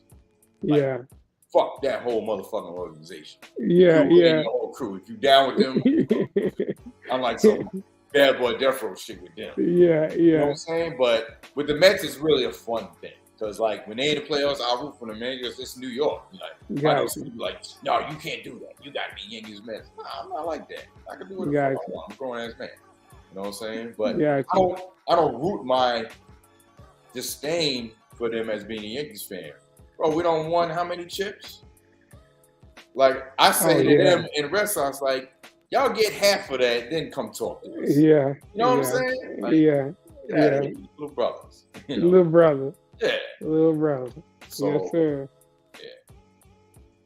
To me, it's more of a New York thing than a real rivalry. Like think of, like, I don't know who your rival that you hate being a University of Miami fan. You know who it is? Florida State is one. Florida State, Florida, and Ohio State. Them three right there. Ohio State. Okay, you won't never root for them, even if they never. Okay. Never. Ever. Now, is there a team that you play that you talk shit about, but you wouldn't you wouldn't care for them? Like, it doesn't matter if they maybe got in the playoffs or not, or in college, no. It's the you versus everybody, man. In college, man. Yeah. Because when we down, people take shots. They take shots, and when we up, then they quiet. So no, it's you versus everybody. Okay. Well, I mean, you know, I guess I don't have that disdain for Alabama because I just became a Bulldogs fan, so I don't have years of being in the culture of those two going against each other. But I see it. You know, I saw it at a party. We gave a gift, and they were like, "What the fuck? This ain't no Georgia house. This is Alabama house." Me and Johnny was like, "Shut up! Don't say nothing." They want from us. Who did that? That's when we knew how serious it was. We was like, yes, sir. Shit. Yes, sir. So I get it, but I don't have that. Like, if I see them play, they win. I'm like, damn, you know. Yeah. But I don't have can't stand these motherfuckers. Yeah. Just think about the chat me and B-Dub be having that you are privy to seeing. That's what I said. Like, yo, I need y'all on the show before me and Dub. That should be. I see 50 messages. I'm like, yeah, it's got to be Queen City and B-Dub. Yeah. Florida State going to be little brother. I'm sorry. They little brother. Somebody got to be little brother. Can't wait. That's November 6th, right? November 5th. Yes, sir. November 5th. Can't wait. Yes, sir. Yes, sir. Yeah, D. Malley, that's a good point, too. He said Jets fans are probably the older of the two fan bases. Okay. Yeah, that might have something to do with it. Where? Got you. Yeah, I guess, that's how it happened with me. Like, it wasn't, like I said, I wasn't a sports aficionado, like where I knew sports. I knew what team was better, this and that. I just geared towards the Jets. I just started rooting for them. And there was times where I was like, damn, did I pick the wrong deal? That's why I saw the Giants in the Super Bowl. And yeah. playoffs a lot. You know. Gotcha. Yeah, Cook said Bama versus Auburn is crazy every year. Oh man, what you talking about, man? Yeah, that got to be a big one too. Yeah. They put that on. Well, you know the first Bama game of the season, right? Is against who's the other coach that was talking shit about Texas? Oh no, you talking about Texas A&M? It's not the first game. They play them, but it's not the first game of the season. I think Alabama, their first tough game is Texas. I think they play a cupcake first, then they play Texas. But they do play Texas A&M though. Alabama. Yeah, Texas they hyped A&M. that up. They were like Saturday. They were like, I was like, oh shit.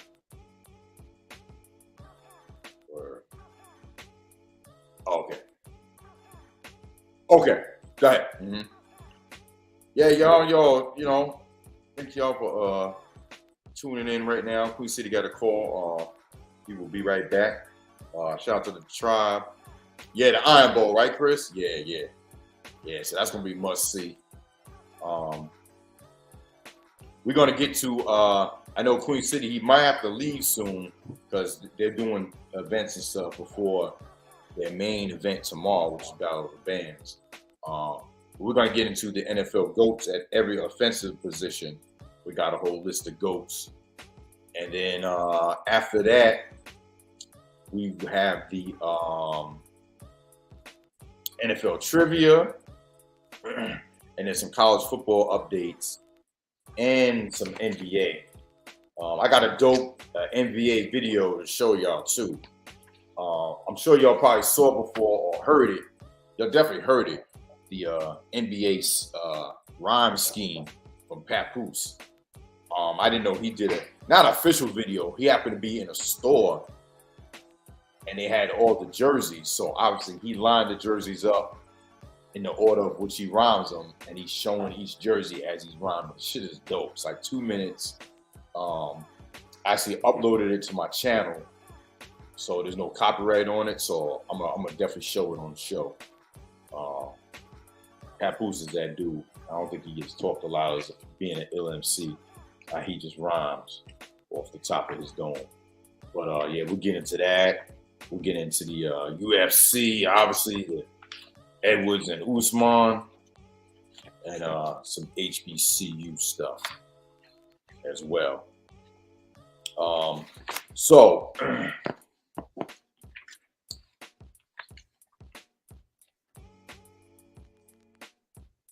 we will go. Let's go into this now. We'll start this now because it's heading to 1 o'clock.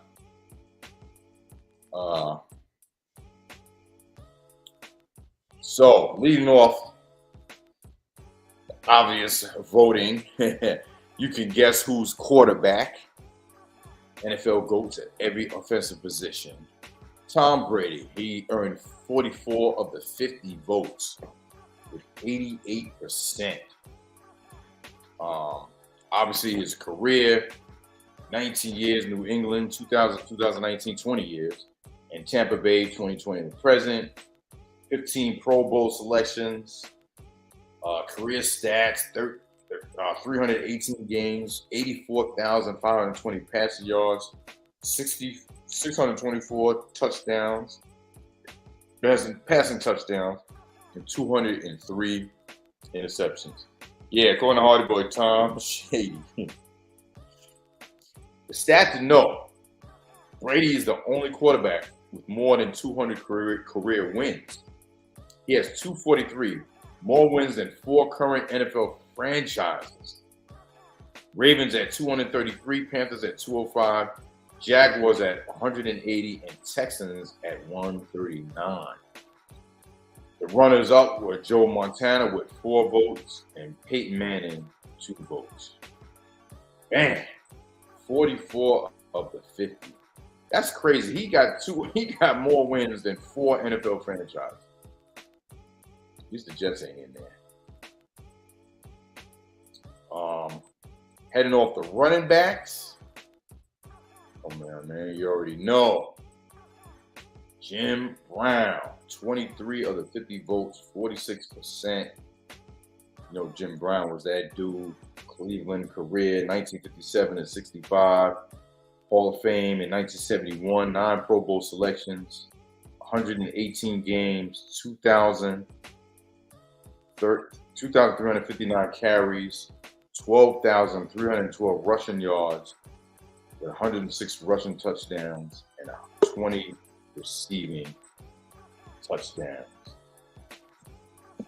That's the running back, Jim Brown. So Queen City, I started the GOATs. I got to Brady. Now I'm on Jim Brown. I didn't get to the stat to know yet.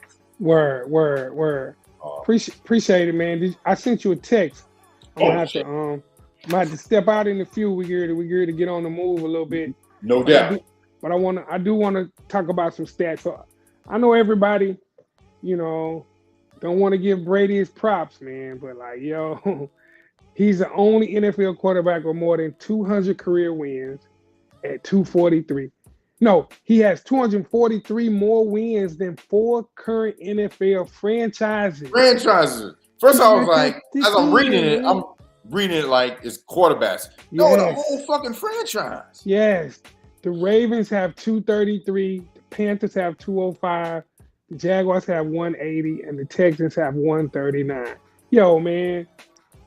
Just dead all of that, man. As much as it may hurt you. Those numbers like that, man, you just can't argue with that. Yeah. You can't argue with that. You can't. So, So I read the Jim Brown, the voting results and his career. So you lead off with the stat to know. Word. So the stat to know for Jim Brown, let's see. He led the NFL in rushing yards in 8 of his 9 seasons in the league. No other running back in NFL history has led the league in rushing more than 4 times. Crazy. 8 of the 9 times, that's durability too, man. It's crazy. And the runners-up was Barry Sanders with 14, Walter Payton, rest in peace, 6 votes, Emmitt Smith with 3, and also receiving votes, Marshall Faulk with 2, Eric Dickerson 1, and LaDainian Tomlinson 1. I want to say something about Marshall Faulk, man. Since that incident at NFL Network and he's been off the air, he's the forgotten great, man. You forget about how bad Marshall Faulk was, man. Yeah. Especially in terms of catching the ball out the backfield, man. Mm-hmm. He had to be probably one of the best, man, to do it. Phenomenal. Yeah. Word. Y'all remember real quick, LaDainian Tomlinson when that's just when we had our run when we had that defense with Sanchez. Yes. He played the Chargers. And I remember him saying after that game, because I think that's the first time we went, and then I think we lost to the Colts in the championship, because we lost 2 back-to-back championships against the Colts and Steelers. Yeah. And I remember after that game, at the post-conference, he was like, yo, that's the best defense I ever played against. I couldn't do nothing. Mm-hmm. I was like, just hearing that dude say that, because that dude was no joke. Yes. But we stopped that dude, bro. That was some glory years, man. Even though we had Rex Ryan's loudmouth, whatever, but defense was man, it felt good to have a good fucking elite defense, shutting down corners. They was nasty. It's just, if our quarterback was 10% better than Mark Sanchez was, man, we probably would. Kirk Cousins. You could plug in Kirk Cousins on that team. Y'all might have won the Super Bowl. Except we had butt fumbling ass. I was going to say that. I didn't want to, but that's the first thing on your mind. Ain't that something crazy? Like he'll never live that down, bro. It's like Bill Buckner and shit. The ball going through his legs. He's never gonna live that down. Never. Bill Buckner. Never. So next up, man, wide receiver, man, Jerry Rice. Yes. 45 of the 50 votes, 90%, man. I mean, come on. There ain't no doubt. Career with the Niners, 85 to 2000, Oakland, 2001 to 2004 in Seattle, 2004 Hall of Fame, 2010, 13 Pro Bowl selections, career stats, 303 games, 1,549 receptions, 22,895 yards, 197 receiving touchdowns, and 10 rushing touchdowns. 10 rushing touchdowns. Man. Stat to know. Rice is one of only 2 receivers to win the receiving triple crown. Led NFL in catches, yards, and TDs.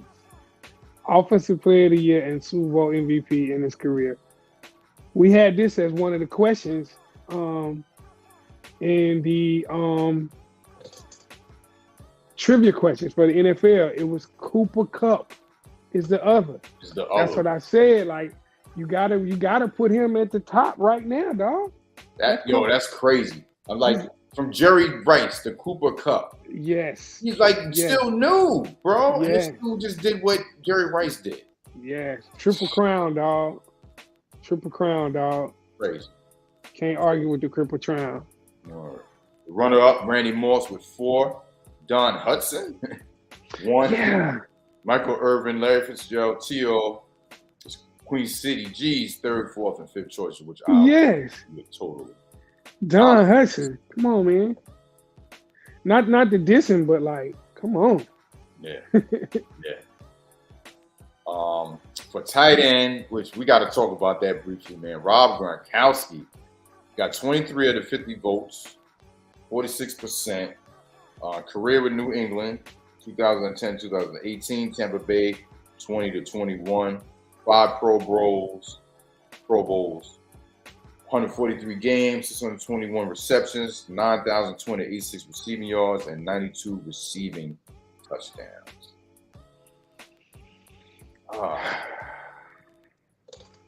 Can't sneeze at the numbers, man. Who are the run-ups again, Tiger? Tony Gonzalez, man. Yes. Then they got Kellen Winslow in there. Tony got 21. Winslow 2. Also receiving votes, Mike Dicker 1, Antonio Gates 1, Ozzie Newsome 1, and Shannon Sharp 1. Man, Sharp gotta have more votes than that. But like, it was close though. He won 23 to 21 over Gonzalez. But I'm gonna lean towards Tony Gonzalez myself. Yeah, me too, man. Myself. But Gronk, it depends now. Gronk was a better blocker. He's a better blocker now.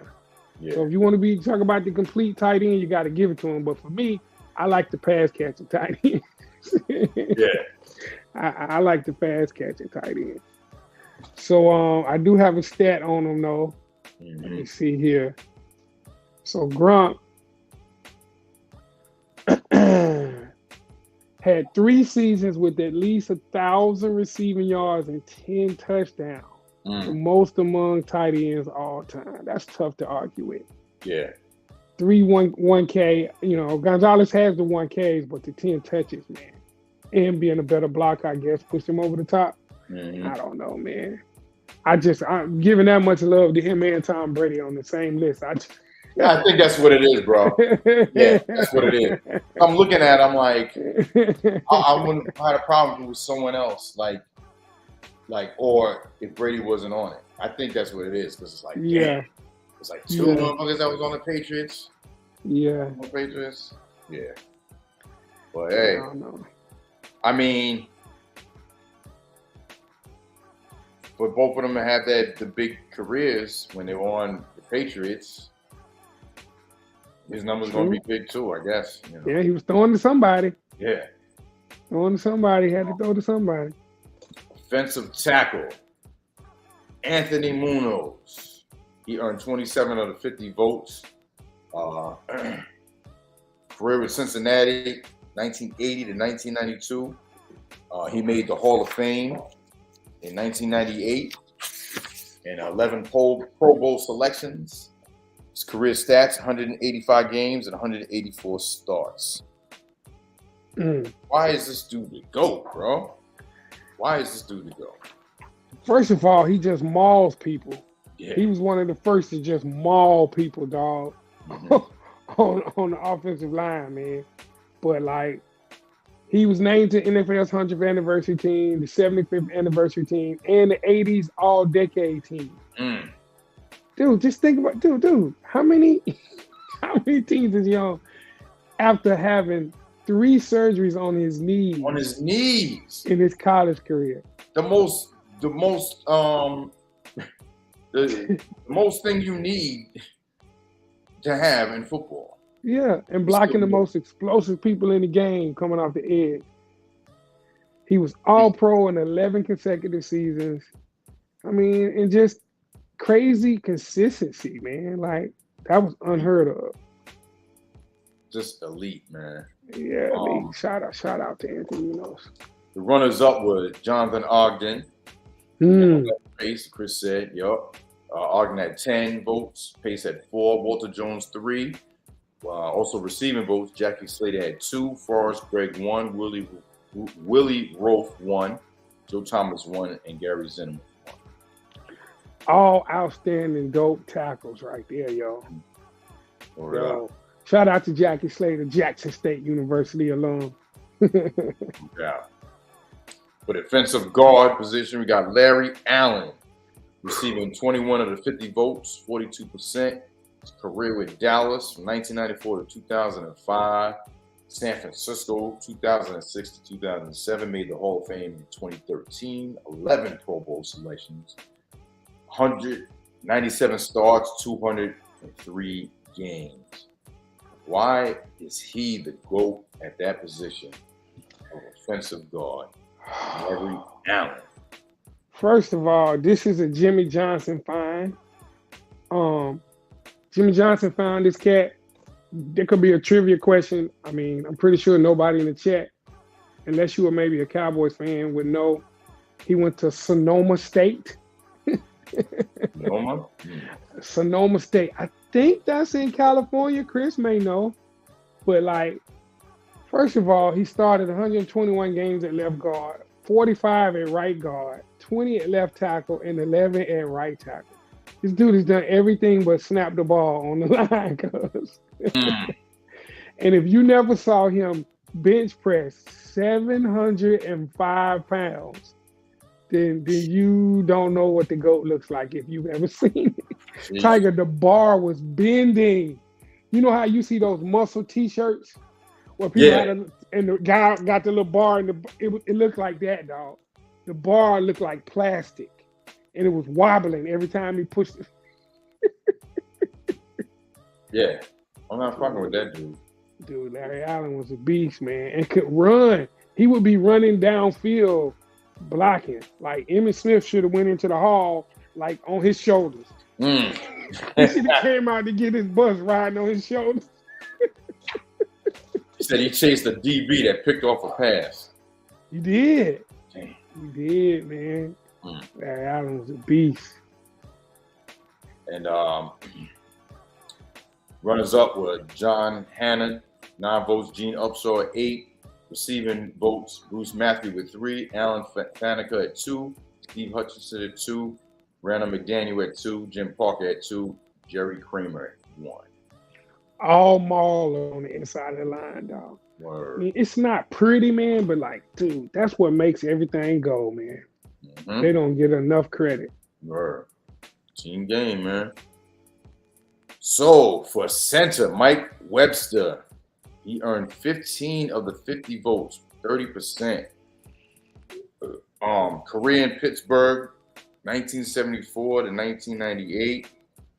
In Kansas City, 1989 and 1990. Made the Hall of Fame in 97 with 9 Pro Bowl selections. Career stats, 217 starts, 245 games.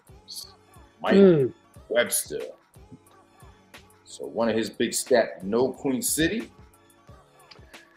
Man, first of all, I want to say rest in peace to Mike Webster. He's one of the earliest victims of CTE to take his life, man.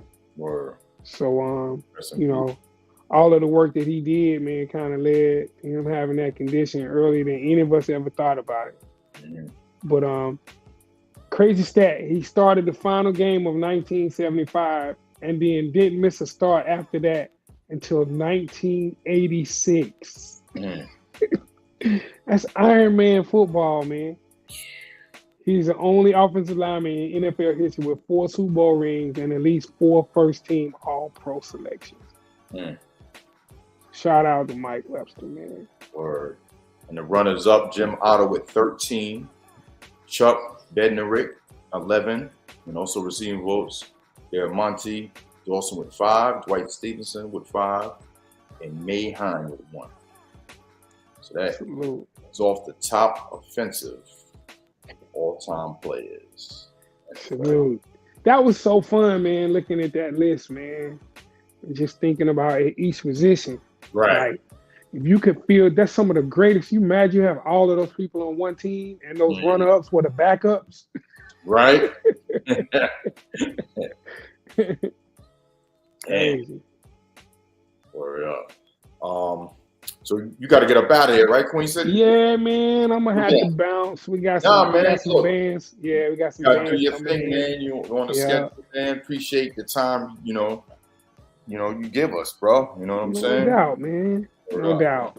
Looking forward to a little recap, man. Get some footage and some stories. You know, I'm gonna have some stories for you. No doubt. I'm bound to meet some more celebrities. Like I got a chance to hang out with David Culley last time. Yes. See who's in the building. But appreciate everybody in the chat, man. I miss being able to see y'all comments and stuff. I wasn't able to travel with all of my stuff this time. No doubt. I just got a quick question. Chris asked, I don't remember. He said, do you remember the Playboy All-American teams? Oh, I remember they used to do the Playboy. Didn't they used to they used to go to the Playboy Mansion? They took a trip to the Playboy Mansion. If I'm not mistaken. Yeah. I remember that. I remember that. Then it got controversial and they stopped doing the Playboy All-American team. I have to see if I can find some old footage. Yes, sir. Yes, sir. Word. So just another reminder too, man. All right, so we got the 29th coming up for the Guillotine League. Yes.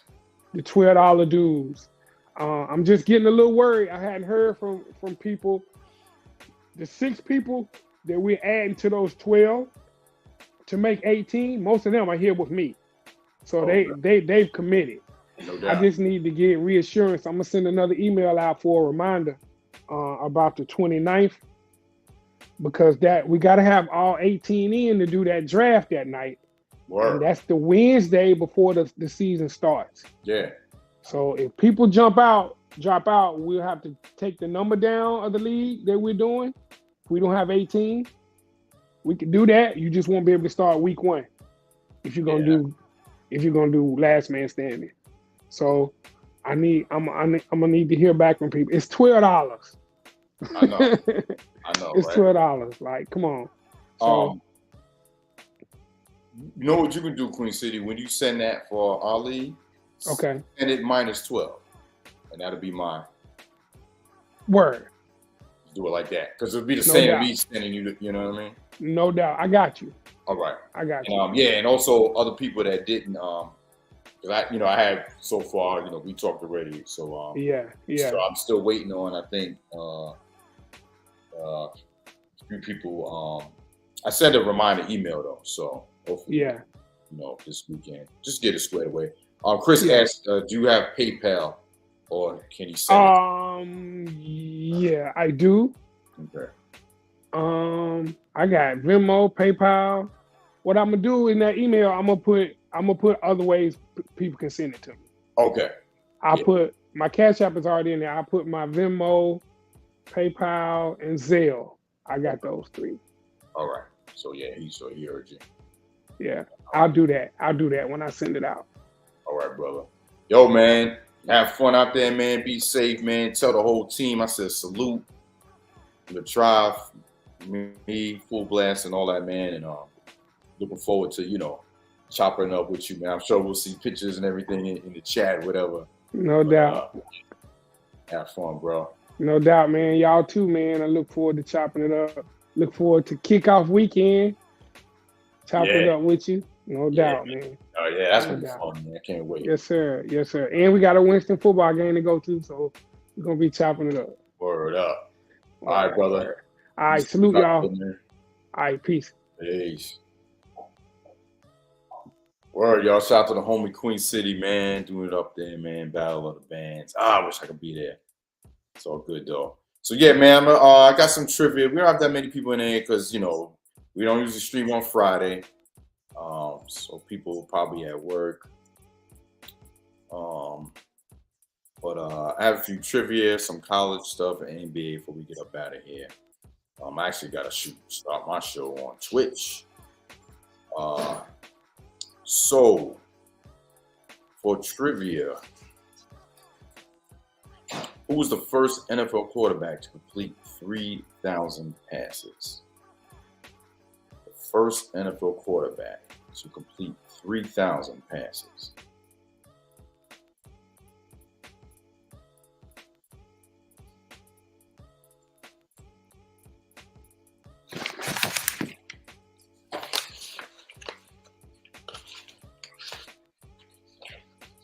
Man, Chris, I knew you'd get it. Fran Tarkenton played his career in 1961 and 78. His first 6 seasons were with the Vikings, then 5 with the Giants before moving back to Minnesota for another 7 seasons. He reached 3,000 completions in 1976 with the Vikings and retired with 3,686 passes caught. He was inducted into the Hall of Fame in 1986.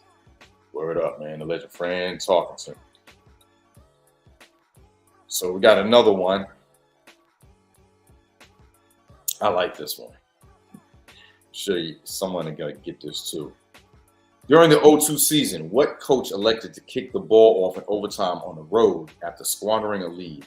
His team never got the ball back, lost the game, and ended the season with an 0-8 road record. Who is the coach?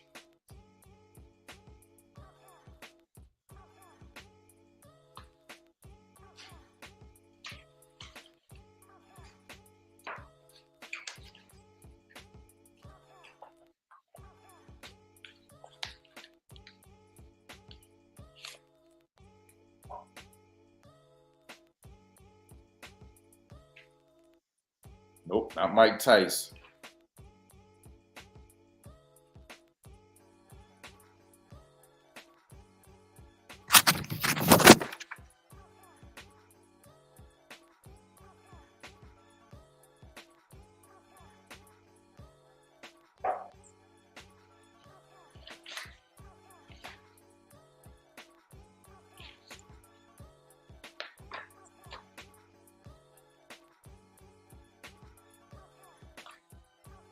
Tom Crawford, nope. 0-8 record of 2000 season. I'm trying to think of a good hint.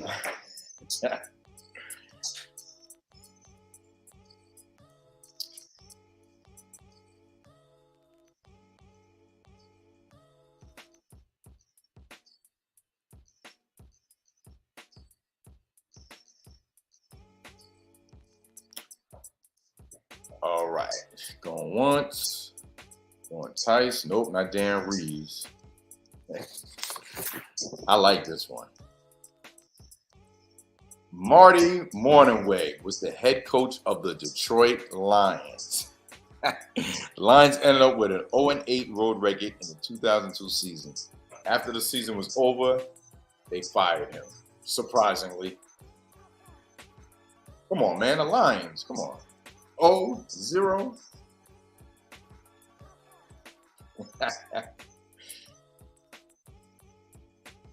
That's why I couldn't give no hint because I already gave it away. I'd have been like the team I make fun of.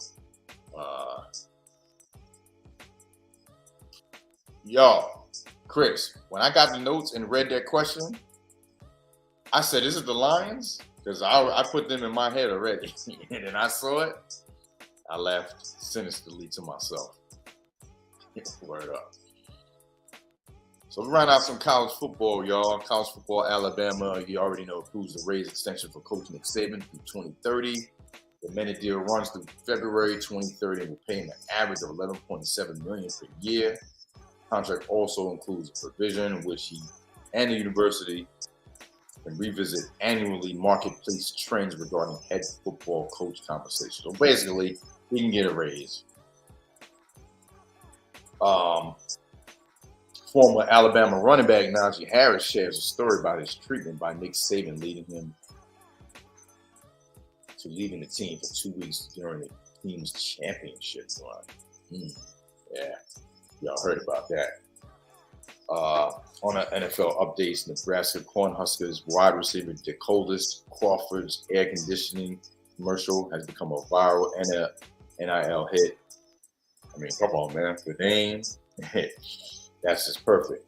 Hooters restaurant chain signs 51 college offensive linemen nationwide to name, image, and likeness deals. I'm sure they're happy about that, especially if they go to the restaurant. Chain said they wanted to sign offensive line groups rather than individual athletes, and is now working with players from Auburn, LSU, Oklahoma, Miami, Georgia Tech, Missouri, Texas A&M, Vanderbilt, and Florida Atlantic, and USF. Yeah, I'm gonna check out that commercial as soon as we leave. I'm gonna check that out. Thanks, Chris, for that update. On Thursday games to watch, September 1st, West Virginia at Pitt at 7 on ESPN. South Carolina State at UCF, 7 p.m. ESPN Plus. Penn State at Purdue, 8 p.m. on Fox. Alabama A&M at UAB, 8 p.m. on CBS Sports Network. And New Mexico State at Minnesota, 9 p.m. on BS.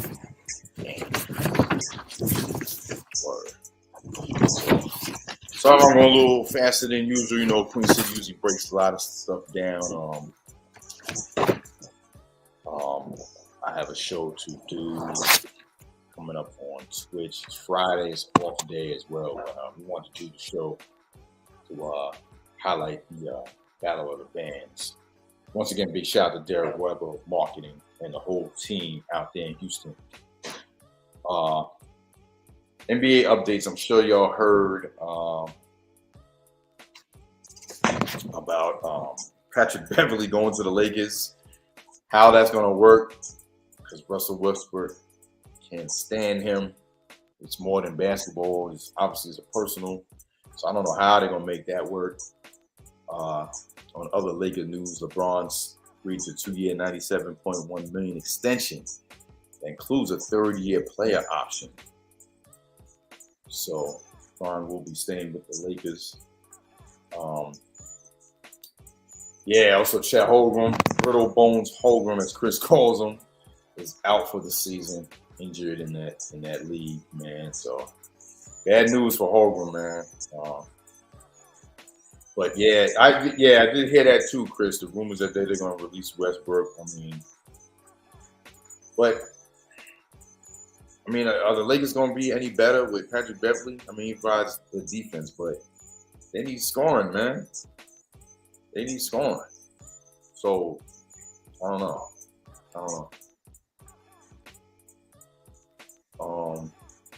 There's a documentary on the 2008 U.S. men's basketball team known as the Redeem Team. Executive producers include LeBron and Dwayne Wade, and it will premiere on Netflix this fall. It'll be something to check out. And Miami Heat's Udonis Haslem says he's returning for his 20th NBA season.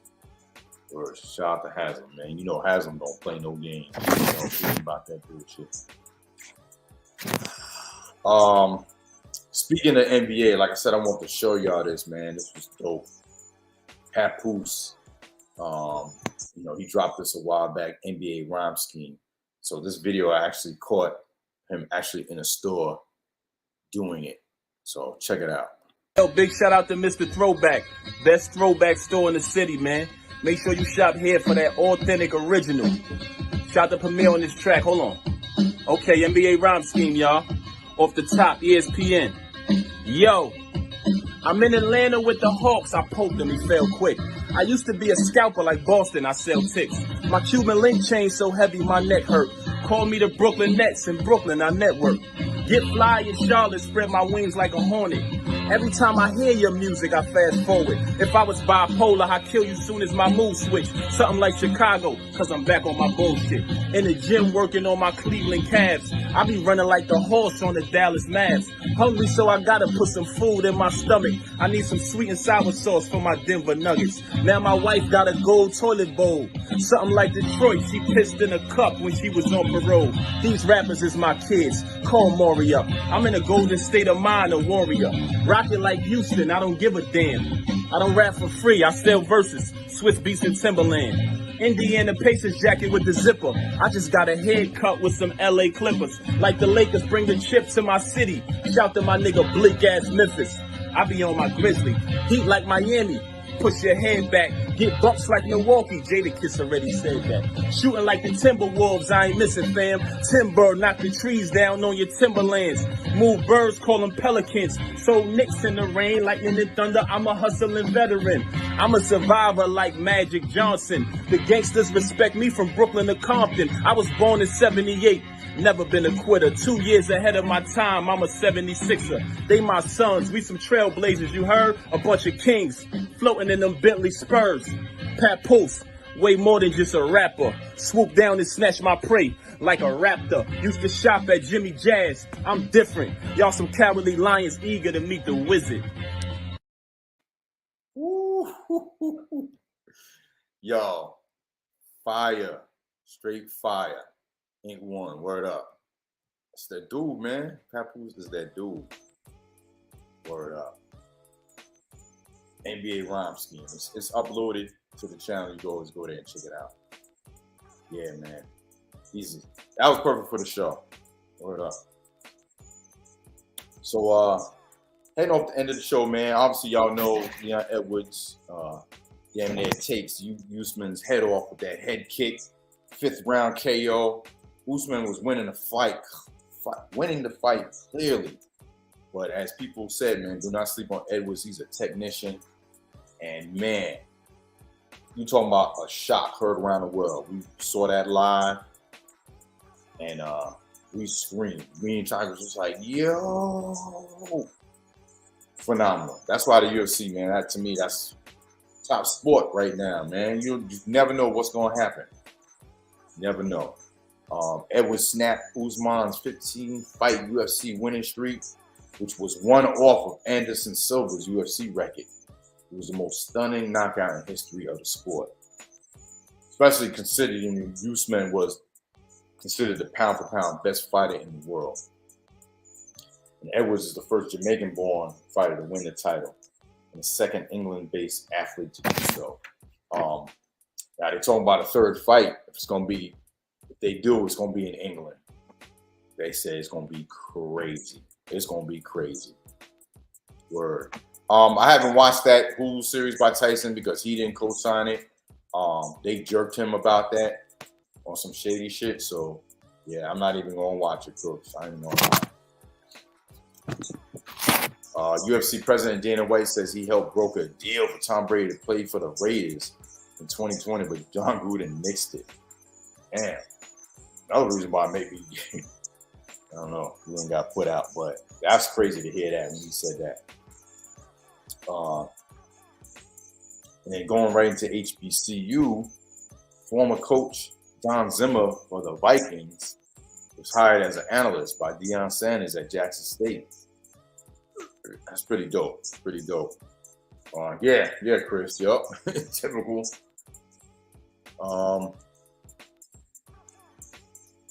So Bowie State 8th and Albany State 18th.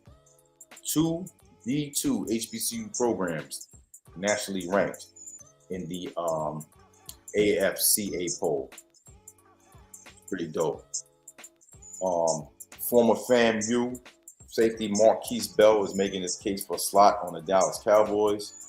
Against the Chargers, Bell led the Cowboys with 5 solo tackles. So, yeah, be on the lookout for that FAMU safety Marquise Bell. Also, the new book by Jackson State grad Wisdom Martin for pass interference on black quarterback stigma. explores the racist hurdles and obstacles HBCU and non-HBCU black quarterbacks face in trying to make it to professional ranks. Yeah, you know that stuff. They can't read defenses and all that stuff. So I'll be sure to look into this book. Hopefully, get him on here to interview him. That would be pretty dope. And to talk more in depth about the book. So, Past Interference by Jackson State grad Wisdom Martin. So check it out.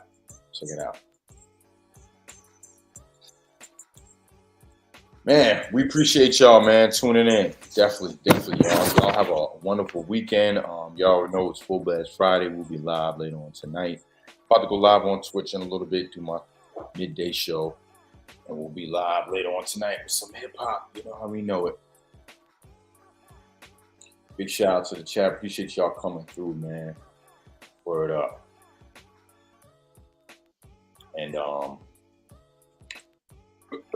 yeah, one more note.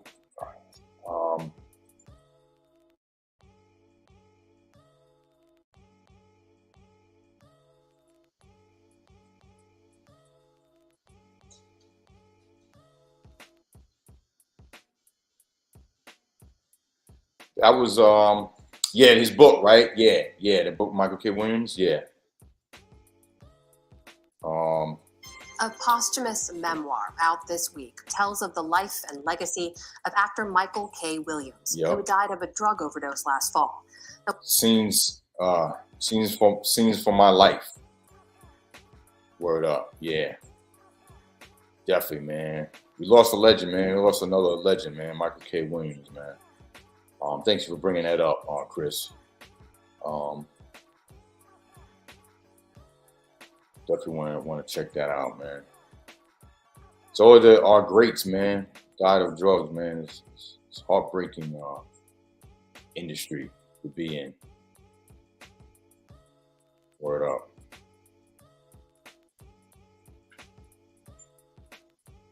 Word up. So yeah, man. Once again, man, appreciate y'all tuning in, and we'll see y'all Monday. So we'll do the show Monday, recap, battle of the bands. We should have footage, pictures of everything that went down this weekend. It starts tomorrow, 6 o'clock. Battle of the bands. They're gonna have a good time out there. But appreciate y'all coming through, y'all. Always, Fullblast Radio. Don't see y'all. Have a wonderful weekend. Don't forget today, Cooks, Spadenomics, Fullblast Comics and Wrestling. They're gonna give you the breakdown. Wrestling news, comics news, Marvel, She-Hulk, all that good stuff. Check them out, 5 o'clock Eastern Standard Time. So West Coast time will be 2 o'clock Central, 4 o'clock, y'all. D. Cole, Cooks, Chris, the Mario, Ink One. Peace, y'all.